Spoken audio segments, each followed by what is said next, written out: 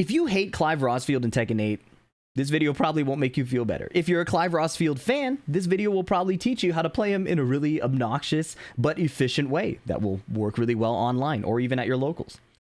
How I feel personally about Clive, I want to dive into after we watch the match that I'm going to show you. But in summary, I don't think he's top 1, 2, or 3, but I think that he warps the game in a very unhealthy way.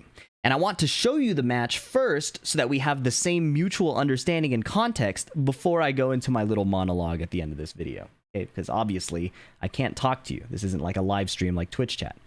We're talking about the Soup Tekken League here. This is like a Korean All-Stars tournament, separate from the Tekken World Tour. We've been covering a couple of these videos already. In the last video, we saw Mulgold versus Lohai, where after losing a game on his main Claudio, Mulgold switches to Clive and ends up reverse sweeping Lohai. Now, I want to talk about Mulgold again versus Knee, but this time Mulgold is picking Clive right away. Okay, I have notes below that cover my overall thoughts on how the character functions most efficiently, and it's going to make a lot more sense when you get to see the actual match. Okay, so let's watch this first, and then I'm going to talk through this and have somewhat of a dialogue about what I think can make this character more healthy for Tekken 8. Let's get started. First match is on the beach. Knee rocking his signature Brian. I think it's fantastic to see him back in this character. And honestly, I think these characters function pretty similarly in this game, although Clive is much easier. So Mulgold is going to be spamming forward 1+2. And in the downtime between these moves, Knee is rushing his offense. A hatchet kick leading to a counter hit QCB1 and a huge half HP wall combo. Clive also has huge combo damage, especially at the wall. And you can see Brian cashing out on his here. Beautifully timed jab, but then Mulgold mashes out with the 1+2. Clive's main defense up close, that big 1+2 heat engage. But he gets counter hit by the QCB1. This wall combo drops early, but Knee finishes with a simple down 4. A very clean round for Knee's Brian, taking control of the pace really early with aggressive movement, jabs to control, and some big clutch counter hits. Mulgold tries to parry, and it does not land because Knee is changing his timing so much. Hatchet kick, attacking the legs, down forward 1, attacking the midsection. 1+2. Again, Mulgold mashing out of disadvantage with that just to get some pressure off. But Knee finds his way back. An orbital heal from Mulgold. Last ditch effort, and he's making a huge comeback with that. One more combo is all Knee has. He won't survive one more combo, but a 1-2-4 mash catches Mulgold before he can get a comeback going. Knee is on game point in a very decisive fashion. He misses the punish. That orbital is a jet upper punish, but Knee wasn't ready, and now he has to deal with these heat mix-ups. Clive in heat is where he gets extremely scary, especially with the wall right there. Forward 1+2, clipping the sidestep. And now Mulgold slowing it down, kind of like Brian, right? Not attacking nonstop, but trying to pick his spots to find key counter hits or clips or heat engage, things like heat engages, things like that. Nice duck and a 1-2 and a sidestep forward 1+2. This should be an easy kill. Down forward 1-2. The combo drops. Ooh, a little scary. Mulgold, again, not fully optimized with this character yet. It goes both ways. The defenders aren't fully optimized, the attackers aren't fully optimized. Obviously, in Tekken 8, it's in favor of the attacker, no doubt. Knee still trying to control with the jabs, forward movement, hatchet kick, attacking the inaction, but Mulgold mashing out again with the 1+2. Knee is delaying his timing because he's respecting the parry, and that's giving Mulgold too much leniency. He's poking down 1 while rising 4, and then he eats a huge counter hit Knee to the face. Knee spends his heat here, not going to heal anything, but it puts him in a great position to end the round here, possibly. Down 4 is blocked, and heat smash from Mulgold. Last pixel, and the power crush is good from a ridiculous distance. That's one of the moves that I think probably needs to be adjusted. And again, we'll talk about that at the end. Down 4 from Knee and a forward 1+2. Mulgold at 0 frame disadvantage. That's what Brian's down 4 leads to. Just swings the forward 1+2. Swings it again. Now Brian has some plus frames. He gets caught stepping. One of the key strengths of the move is it's basically homing. Not literally, but basically homing. And now he's heat dashed into this crazy combo going to the wall. Back to wall splat. That's dead. 13-second Clive round. We got to watch that one back. Pay attention to how this happened. It all starts with this heat engage literally at round start. I'm not joking. He eats a low poke, 0 frame disadvantage, heat engage. What happens next? Running 2 for this heat mix-up. Knee blocks it, but is taking chip. Forward 1+2. Just try it again. Knee sidestep gets clipped. It's a catastrophic thing. And then the get-up kick gets sidestepped. Clive's sidestep is also extremely strong. Being able to sidestep the get-up kick to the left before getting this combo. The combo is so long because it started off a heat dash. If you don't know, a heat dash reduces your combo counter by 2. And that's why Clive gets this super extended combo. Knee, even though he was up 2 rounds, just losing key interactions. Remember that Mulgold hit this clutch orbital here to save his... Like, this is kind of the style of Clive, right? He's not dominating you from a poke-for-poke standpoint, right? He tries to rob you with the heat engage, or this orbital, or his parry. He makes it hard to attack him. And that is part of where his strength is. Brian is a similar character. Again, Brian is way more difficult, but Brian relies on finding key counter hits and then pressuring you with a hatchet kick here or there, but the counter hits are how his game plan is really structured. And Clive is also trying to punish you for interacting at the wrong time. Forward 1+2. Knee keeps getting caught after down 4. He ducks into the string. We talked about this in the low-high video. Look at this wall damage. When Clive's in heat, you have to respect the Phoenix 2 1+2 and the 1+2 heat dash leading to a kill. Clive's damage in heat is absolutely absurd, and that's one of the first things we should target from a balance standpoint. But also, if you're a Clive player, you should abuse it right now. It's very effective. Wall rising 4, 1+2.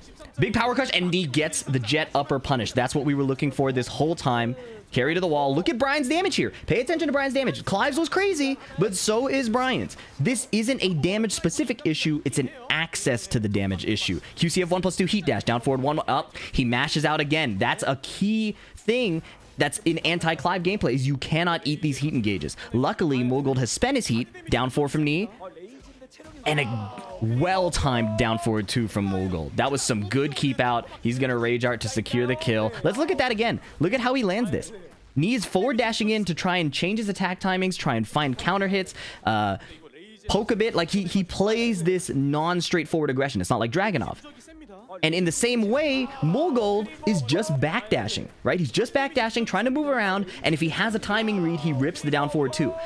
Very similar to Brian, like a counter hit style character, even though that launches on normal hit. This style, again, while this rage art is playing, is so reminiscent of Tekken 7. You move forward and back, you play with different timings, but you're not able to move aggressively or move defensively very well because the hitboxes have so much coverage. And that's the gameplay Clive forces, and that's my current problem with him. 2 rounds up, Mulgold eats a sidestep 1, Knee with the guaranteed follow-up, has Snake Eyes. The 1+2 heat engages him again. Running 2 mix, this time Knee stand blocks. He's eating these down 1s, but it's clearly not bothering him too much. He does block 1, but misses the punish. 1-2. Not a clean wall splat.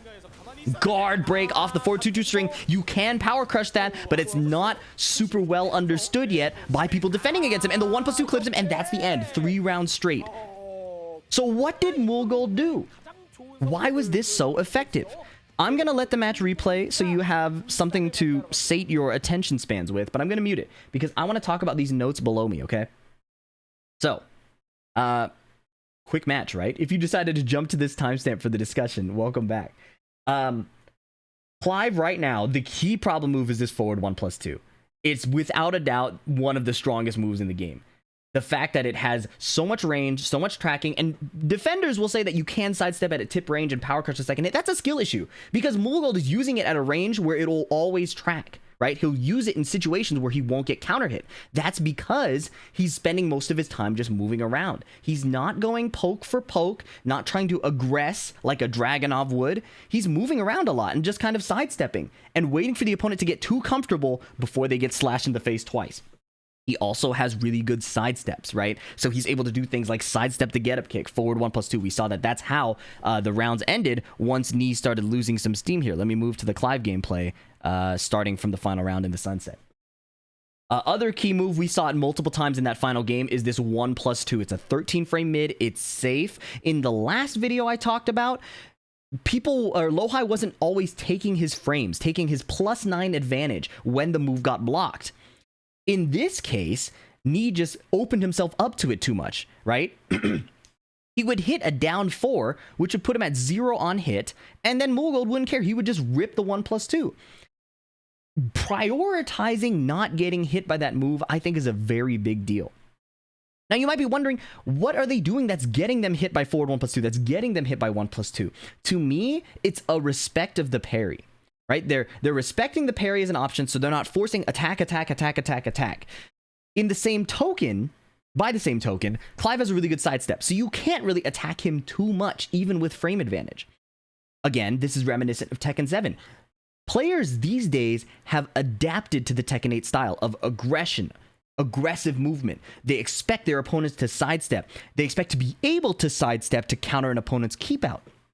Clive has turned that dynamic completely on its head, where now his movement is so good, his coverage is so good, he has a god parry, he has a range 4 power crush. It's simply too risky. He has the orbital, right? We saw the orbital go crazy. It's simply too risky to force yourself to attack him over and over. It's too risky to try and make defensive plays over and over. Look at how Knee loses this. He tries defensive sidestep plays over and over. He tries a get-up kick. That's a Tekken 8 style play.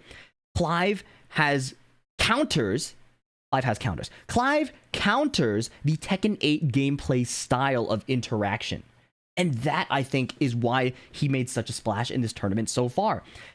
Players have spent the whole year trying to force themselves to interact more, stop playing as defensively as they did in Tekken 7, and take control of the match. Clive shuts that down with all of his defensive options. Now, the game plan, therefore, that I suggest for Clive, if you're a Clive player, is to lean into this, right? Don't go poke for poke. Don't mix them up like a Dragunov would do. You can down one, jab while rising forward. That's what Mulgold does, but you're looking for the big heat engages. You're looking for the big Phoenix mix-ups, the 2-1+2, the sweep to complement it, the heat smash. You're looking for these huge moves. Look at this advantage. After running 2, wall splat, up 1+2 in heat. It took one opportunity with a wall splat, and look at this damage. This is what you're looking for as Clive. Make the most of your heat gauge. Use that 1+2. He doesn't heat dash the first one, right? Because he thinks Knee will block it. He ducks the jab, and then does it again and clips Knee's sidestep. And then heat dashes for the kill, right? Get your max value out of your heat gauge. Find the heat engage from range with forward 1+2. Find the heat engage up close with 1+2. These also are heat dashes. You want to use your parry, your orbital, and your movement to create opportunities, and then, again, cash out with your heat. So, beautiful jet upper. Why is Clive so problematic? I hinted at it, I've been saying it a bit here and there, but I think he has clear weaknesses. His range 0 is not very strong, although this 1+2 and parry are egregious moves. But the place to abuse him is up close. That is the place to fight with him, where he doesn't have as many tools to control you, like the big sword splashes. However, because he has all of these options to just stop you from playing the game, it goes against the design philosophy of Tekken 8, right? Whether or not Clive is top 5, and I truly don't think he is, because he doesn't dictate the pace of the game aggressively, he dictates it defensively. Although he does have the offensive stance, of course. I think this is problematic just from both a spectator standpoint, from a player standpoint, as both the Clive player and the Clive opponent. I've stopped playing Clive because I want to stay strong at the Tekken 8 meta, right? I think that when Clive eventually does get nerfed, he's going to hopefully lean more into the aggressive style that's throughout Tekken 8. Right now, he encourages this kind of honestly degenerate gameplay of just throwing forward 1+2 and 1+2 as much as you can. And then, of course, Mulgold has great defense and movement to complement it, right? And he has great anti-Brian. He has the player tendencies. I'm not downplaying Mulgold whatsoever. But I think that the way Clive operates is just not very fun for me, right? And it's certainly not fun for my opponents, although that's not really as big of a deal. I think that you should abuse what your opponents don't like if you want to win. But I think it's not good for my skill development as a Tekken 8 player, right? As someone who needs to learn to use aggression and aggressive movement and proactive hitbox placement rather than what Clive does, which is kind of move around, throw out his sword, and hope something hits, right? I've rambled on for about 6 minutes. If you stuck around this long, I really appreciate it. People in the comments are angry, and I get it. It's a lot of infuriation for different reasons, right? He's a Final Fantasy character. He's got a weapon. He's so easy to pilot. He's taking down these pros with ridiculous scores. But my take is somewhere in between. I think that Clive can have a place Obviously, I'm biased. I'm a Final Fantasy fan, but Noctis had a place. He ended up being pretty healthy in what Tekken 7 was. And I think Clive can eventually be like that. If you remove the tracking on forward 1+2, if you make 1+2 unsafe, and I really hope they don't, I like that it's safe. But if they make 1+2 unsafe, then he loses access to all these free big moves going into heat and then deleting you, right? If that happens, he becomes kind of like a Brian Light. He becomes like a Heihachi Light, where the character's hitboxes have weaknesses, but if they do touch you the way they want to, if they land the hit the way they want to, they get a huge HP payoff, right? That's kind of the archetype of these characters. They're not dominating you, they're landing their one key hit and cashing out. And I think Clive would turn into that with a bit more balance, right? This Heat Smash blew through Brian's super armor. That's what I was rewinding to check. So, yeah, I know people are upset, whether you're a Clive fan or not, but I'm almost afraid to say this. Let me know what you think in the comments. I want to know. We're going to cover in the next video probably the most egregious Clive match there is. But until then, please leave a like. If you had nothing to say in the comments, leave an emoji. That helps me a ton. Subscribe for the next one, and I'll catch you in the next one. Peace.